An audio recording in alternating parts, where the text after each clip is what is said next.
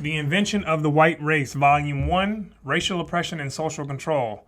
This is the book we're going to be commentating on in this series. It was written by Theodore W, who was an activist and a highly skilled independent scholar, and he spent decades researching primary documents in order to come up with the conclusions that he came up with in this book. And so this is quite a very dense book here, with at least 1/3 of the book filled with footnotes. Right, so it's a scholarly approach to this topic, despite the simplistic title that it has, which could come off as misleading when you get in here and go through the information. And so the introduction was written by historian Dr. Jeffrey B. Perry, whose work focused on white supremacy and its hindrance towards progression and social change.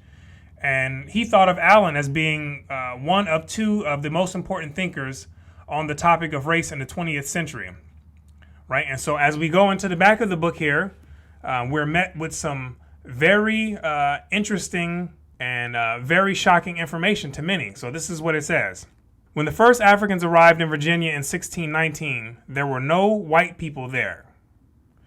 Nor, according to the colonial records, would there be for another 60 years. In this seminal 2-volume work, The Invention of the White Race, Theodore W tells the story of how America's ruling class created the category of the white race as a means of social control. Since that early invention, white privilege has enforced the myth of racial superiority, and that fact has been central to maintaining ruling class domination over ordinary working people of all colors throughout American history.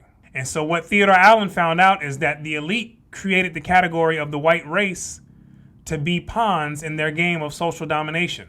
And so this game of social domination is one that has been played for many centuries by many different people in various civilizations. And so what Allen is bringing light to in this book is that this social dominance is taking the form of racial oppression. And what he's conveying is that people need to understand it and eventually get rid of it. Right. And so when we look in the acknowledgement section in the book, you can tell that Theodore W was serious about the message that he taught, because he actually practiced exactly what it was that he preached. And so this is what it says in there. First, I acknowledge my obligation to two fellow proletarian intellectuals, Charles Johnson and William Carlotti, who cleared away ideological barnacles left from my previous moorings and taught me to say, I am not white. So much respect to Theodore W for being one of the few people whose actions actually align with the words that come out of their mouth when talking about getting rid of racism. And so in my opinion, if someone's talking about getting rid of racism, but they're still labeling themselves as a race, then it's kind of hard to take them serious. And so Theodore W is one of the few people who are actually taking that final step of getting rid of racism, which is getting rid of race altogether. And so he openly denounces his affiliation to the white race in this book, which is very, very commendable. And so this book starts out with Allen describing two approaches for the explanation of racial slavery. And so the first approach is what he describes as the psychocultural approach, in which he credits being headed by two major figures. One, Dr. Winthrop D. Jordan, which we're going over one of his books in another series, White Over Black, American Attitudes Towards the Negro 1550 to 1812. And another figure, Dr. Carl Degler. And so basically what the psychocultural approach says is that the racial slavery emerged out of the English colonies coming to America with previously ingrained prejudice towards the people who they labeled as black. Right? And so this is the first approach. And then you have the socioeconomic approach, which basically says that racial slavery and racism were calculated and deliberately created as a means of social control. Right? And it doesn't need the pre-existence of a prejudice. And so I can see aspects of truth in both of these approaches. And I don't see them as completely separate and distinct approaches for racial slavery. I can see that there's a lot of middle ground in both of the arguments. And so on one hand, I can see how the prejudices of the English definitely contributed to the emergence of racial slavery. And in conjunction with that, I can see how the ruling class deliberately created racial slavery as a means to control the society that they were living in. Right? I can see aspects of both taking place and playing a part in racial oppression and this idea of race. And so Allen's position is the side of the socioeconomic approach. And his contribution is basically saying that the white race was created by the ruling class in order to be a social buffer, basically to prevent the Europeans and the Africans from coming together as they did in an event known as Bacon's Rebellion in 1676 to overthrow the ruling class, right? So it was in their interest, the ruling class interest, to create this racial slavery in order to prevent those two from coming together, right, and trying to overthrow. And so in doing so, the non-elite people who became labeled as white, they were afforded certain privileges and benefits by the ruling class. And in doing so, and accepting those privileges and benefits, they were neutralized, right? And they were taken out of the fight, basically, of this class warfare that was happening. And so they, who were labeled as white, they began to actually think that they were on the same team as the ruling elite. But obviously the ruling elite, they knew that that wasn't the truth, right? It was far from the truth, and that they were just using this category of the white race as a pawn in the game. And so the common European laborer had taken the drug of the white identity and has been high off of it ever since, to the point where they can't realize that they're actually pawns in the game. And so what Allen is saying in this book is that they need to come off the drug of the white identity, sober up, so they can then focus their attention on their actual class interests and then get back in the fight against the ruling class elite. Because the ruling class elite have very different interests than the average working class European American, right? Despite that they think that they're on the same team, right? And we know that that's not the case. And so in the introduction, Dr. Jeffrey Perry says this. In the course of this treatment, Allen emphasizes that maximizing profits and maintaining social control are two priorities of the ruling class. The same way a person spends their time thinking about their priorities is the same way the ruling class spend their time thinking about their priorities, which is to maximize profits and to control the society. And they'll do this in any way necessary, right? Any way that they think they can get away with, they'll do it. And one thing we have to understand is that these ruling class are not amateurs at doing this. And Allen provides us with what he calls a look into the Irish mirror, where we can see the British use the different forms of oppression on the Irish. The British use the national oppression, which is when you take members of the oppressed group and you raise them up as the middle layer, right? So they can be a buffer between the oppressed group and the ruling class group. They use the national oppression against the Irish, and the British use racial oppression against the Irish as well. And this is where no members of the oppressed group are able to rise up into this middle layer or this middle stratum or this intermediate buffer zone in order to be the buffer between the oppressed group and the ruling class, right? So they use both forms of oppression on the Irish. And Allen gives plenty of examples in this book on how this was done. And then he reflects those examples over to the Caribbean and the colonial territories, showing how both national and racial oppressive strategies were used, right? When you have in the Caribbeans, there was national oppression, and then in the colonial territories, there was racial oppression that was implemented. And what is interesting to point out, that Allen also shows that how the Irish fought fiercely against those systems of oppression. But then when they came over to the United States of America and became white, they fought fiercely for those systems, right? Very ironic how these things work, right? And so on page 23 of this book here, The Invention of the White Race, Volume 1, Allen has 10 points that he wants to prove and to show in this book. And so here they are right here. 1. Substantiate a definition of racial slavery as a sociogenic rather than a phylogenic phenomenon.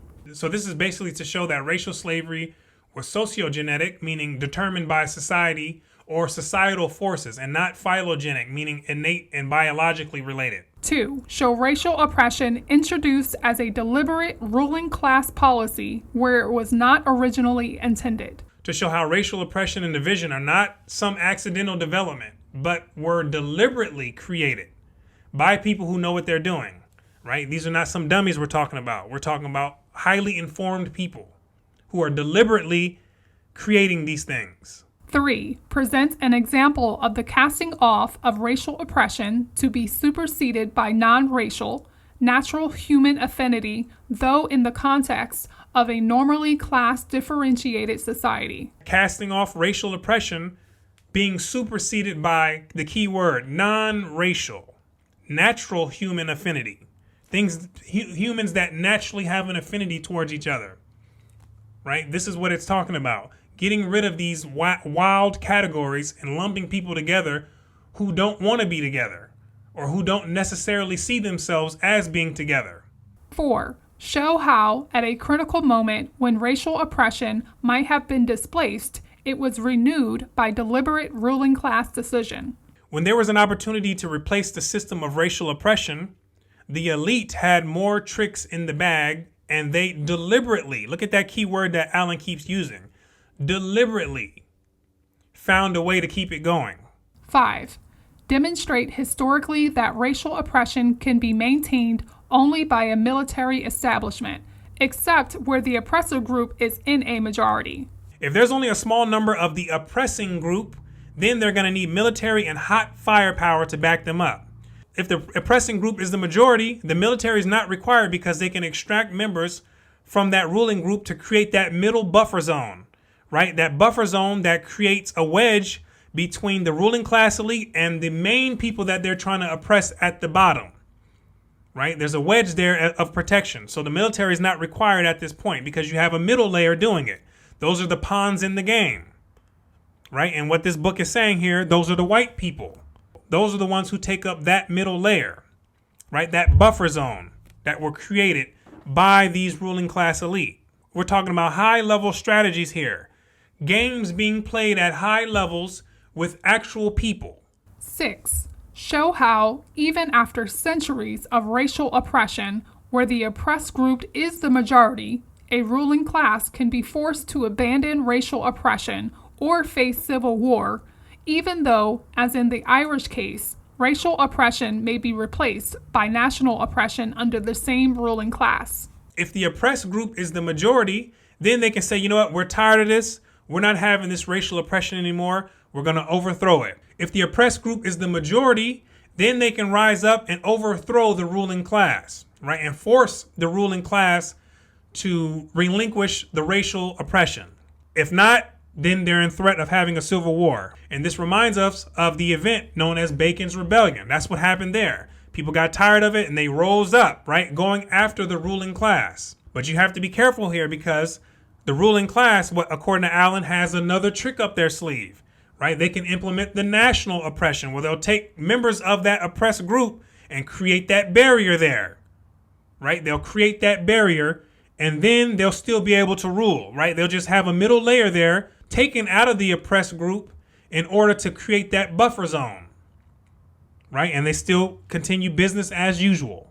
7. Supply, incidentally, a definition of the difference between national and racial oppression in terms of the recruitment of the intermediate buffer social control stratum. How the ruling class recruits people and then they turn them into agents or this middle layer, this middle buffer, right, between the oppressed group and the ruling class. 8. Show by examples how propertyless classes are recruited into the intermediate stratum through anomalous racial privileges not involving escape from the propertylessness. This is going into the drug of choice called the white identity, which basically gave them some social privileges and threw them a few bones by allowing them to feel superior to others, which had nothing to do with their original plight of being without property, right? They took the bait is what Allen is expressing in this book. And he's also showing other examples on how other people took the bait, right? And other historical accounts. 9. Present analogies relating to the question of racial oppression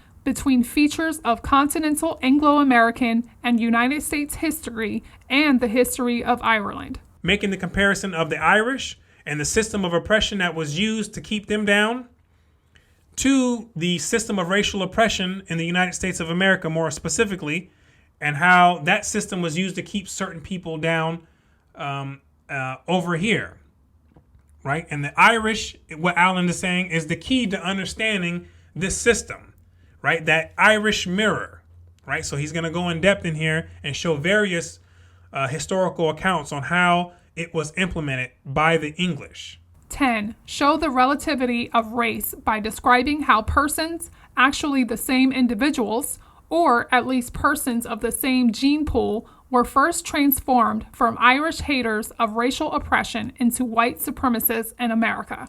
Right? This shows how the Irish were transformed into agents of the same system that they fought fiercely against back in Ireland. Right? We talked about it before in other videos, how humans are like customizable characters, where they can be one way in one circumstance, and you bring them into another environment in a different circumstance, a completely different person can come out of there. Right? This is what he's going to show, where the Irish were against the system, and then they become for the system. So very serious stuff that Allen is talking about in this book here, The Invention of the White Race, Volume 1. Right? And like I mentioned before, this here it's a tough read.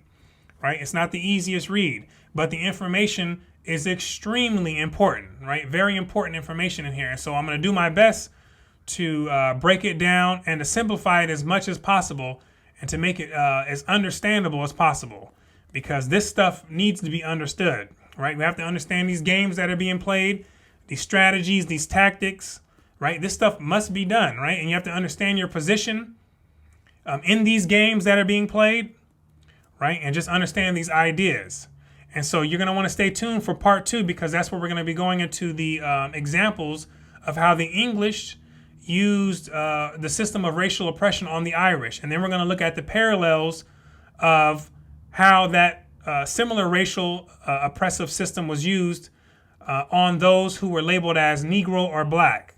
Right? So this is going to be some hot stuff that we're going into in this book. So I want to thank you for watching until the end. My name is Brooklyn St. Michael, and I'll see you on part 2 in this series.